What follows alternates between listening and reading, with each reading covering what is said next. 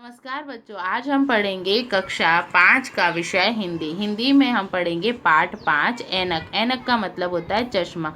इसके बारे में हमने इससे पहले वाले वीडियो के अंदर पढ़ा था। आज हम भाग 2 में इसके आगे के पाठ का अध्ययन करेंगे। तो चलिए शुरू करते हैं।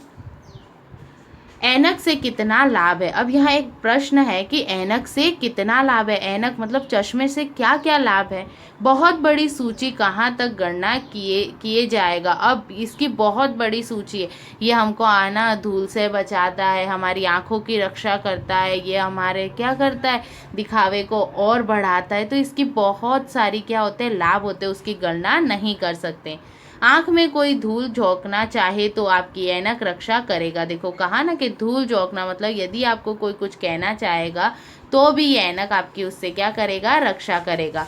दूर की चीज़ देखना हो तो ऐनक दिखा देगा, और यदि आपको दूर की चीज़ देखनी हो तो ये जो ऐनक है वो क्या करेगा, आपको दिखा देगा, अर्थात वह आपका दूरदर्शी बनेगा। दूरदर्शी मतलब आपको पता है ना, दूर की वस्तुओं को देखने का जो मशीन होती है। आगे उड़ना चाहो तो यह ढाल का काम कर देगा, और आगे उड़ना चाहोगे तो ये किसका काम करेगा, ढाल का। आंखें उठना चाहे तो यह ना उठने देगा, और आगे अगर उठना भी चाहे तो यह नहीं उठने देगा। ठीक प्रयोग हो तो आंखों को बैठने भी नहीं देगा। अगर इसका ठीक ठीक प्रयोग करोगे तो ये आंखों को बंद भी नहीं होने देगा। आँख आने वाली हो तो यह आने ना देगा। आँख आने मतलब आपको पता है ना, छोटी सी ऐसे आँख पर फुंसी और हो जाती है, तो यदि आँख आने वाली हो तो यह उसे आने भी नहीं देगा। और यदि आँख जाने वाली हो तो यह रोक लेगा। और आँख जाने वाली मतलब यदि आँख फूटने वाली हो, देखो चश्मा पहना हो, अगर आपको लगे तो पहले चश्मे पर ही ना आपकी आँखों को कम नुकसान होगा।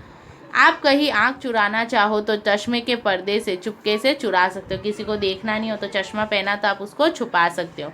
आँख बचाना चाहे तो कोई भाप नहीं सकेगा। आप आँख चुराना भी चाहो तो कोई उसे देख नहीं पाएगा। सादे चश्मे में कभी कभी लोगों को कठिनाई पड़ती है, जो सादा चश्मा होता है उसमें।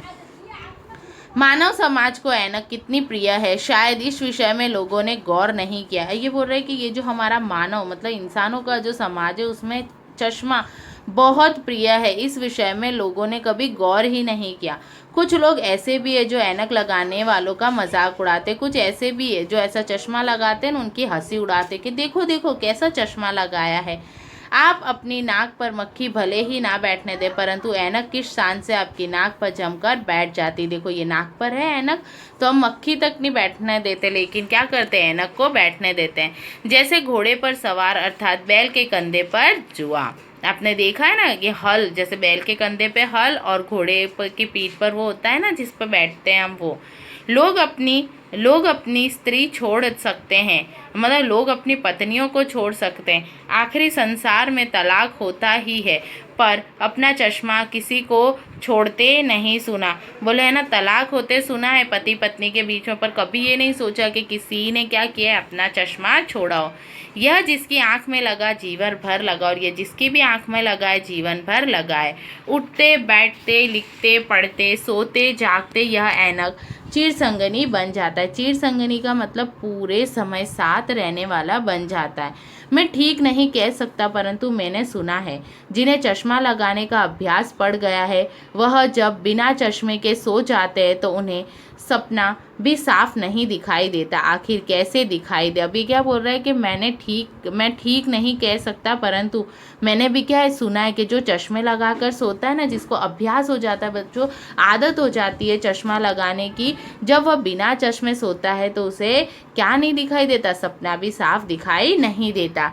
कभी कभी ऐनक बड़ी सहायता दे सकता है, कभी कभी इससे हमें सहायता भी मिलती है। एक बार एक बाबू साहब थे, क्या थे, एक बार एक बाबू साहब थे, बड़े ठाट बाट से रहते थे। वो क्या करते थे, बड़े ठाट बाट से, वो बहुत अच्छे से रहते थे, पर अंग्रेजी नहीं जानते थे।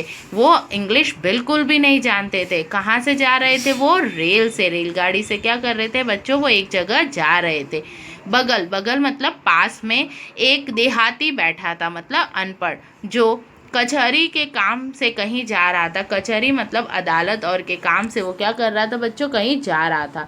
उसने अपने बस्ते में से एक कागज, जो किसी जज का फैसला था, निकालकर बाबू साहब को दिया। अब उसने क्या किया, अपने बस्ते मतलब अपने बैग में से एक कागज निकाला और किसी जज का फैसला था, उसके अंदर क्या था, जज, पता है ना आपको, जो कोर्ट में बैठते हैं अदालत में, निकाल कर उस बाबू साहब को दिया और कहा, इसमें क्या लिखा है जरा पढ़ दीजिए। तो उसने कहा, क्योंकि वो तो अनपढ़ था और बाबू साहब को इंग्लिश तो आती नहीं थी।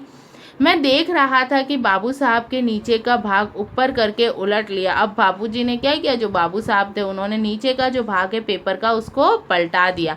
1 मिनट बाद जेब में हाथ इधर उधर डालकर कहने लगे, चश्मा घर भूल गया। अब उनको पढ़ना तो नहीं आता था, तो उन्होंने बहाना क्या किया, अपने जेब में हाथ डाला, इधर उधर देखा और क्या, मैं तो चश्मा घर पर भूल गया, पढ़ नहीं सकता। बोले, बिना चश्मा में पढ़ नहीं सकता। मुझे हंसी आ गई। अगर चश्मा होता तो साहब की कैसी शान रह जाती। अगर चश्मा होता तो बाबू साहब की कोई शान ही नहीं रह पाती। यदि आप अध्यापक हैं, पढ़ाते पढ़ाते कुछ भूल गए या किसी छात्र ने कुछ पूछ लिया जो आपको तुरंत नहीं आता, तो जज चश्मा उतार कर उसे पोंछने लग गए और इसी बीच आप अपना उत्तर सोच सकते हैं या कोई बहाना निकाल सकते हैं। अब ये क्या बोल रहे, चश्मे का एक उपयोग क्या है, जब आप पढ़ा रहे हो, यदि आप अध्यापक हो और किसी बच्चे ने यदि आपको कोई सवाल पूछा, यदि आपको वो नहीं आता है उसका उत्तर, तो आप अपने चश्मे को उतारिए, उसे साफ कीजिए, उस समय में आप अपने जो उत्तर है उसको सोच सकते हो। आपकी कमजोरी कोई भाप नहीं सकता और उससे आपकी जो ये कमजोरी है किसी को पता नहीं चलेगी। व्याख्यानदाताओं के तो बड़े ही काम की है यह चीज़। व्याख्यानदाता है जो क्या होता है बच्चों, कॉलेज के अंदर, महाविद्यालय के अंदर होते हैं, उनके लिए तो ये बड़े काम की चीज़ है।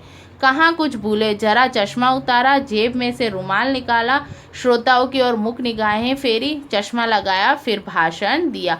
और ये जो व्याख्यान करता होते हैं, जो क्या करते हैं, भाषण देते हैं, और श्रोता क्या होता है, सुनने वाला, तो उनके लिए ये सबसे बड़े काम की चीज़ है।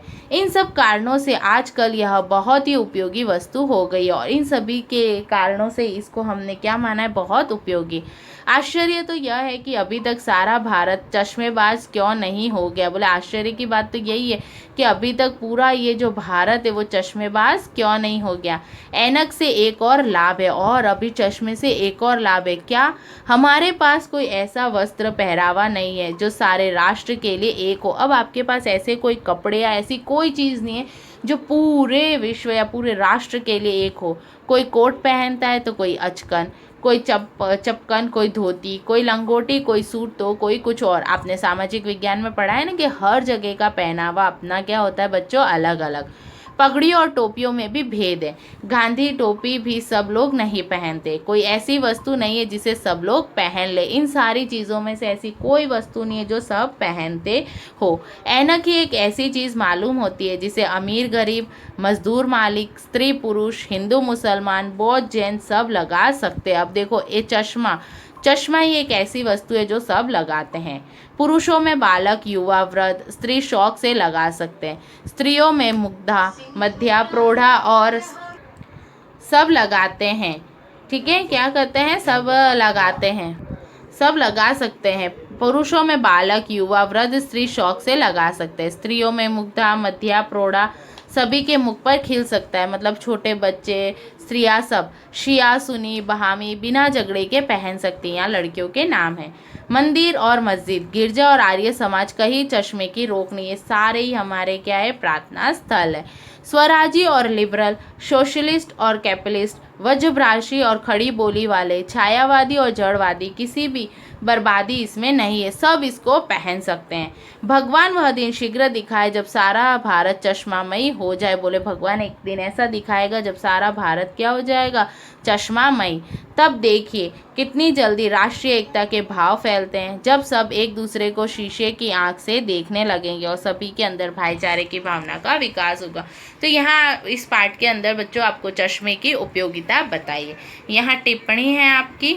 उसके बाद आपका स्वाध्याय है जो आपको मिल जाएगा। लेखक के अनुसार व्यक्तिगत बड़प्पन में कौन कौन से साधन है, तो चश्मा, और लेखक के अनुसार ऋग्वेद में किसका नाम नहीं है, चश्मे का। तो ये सारे ही आपके क्या है, किताब में उत्तर दे रखे हैं।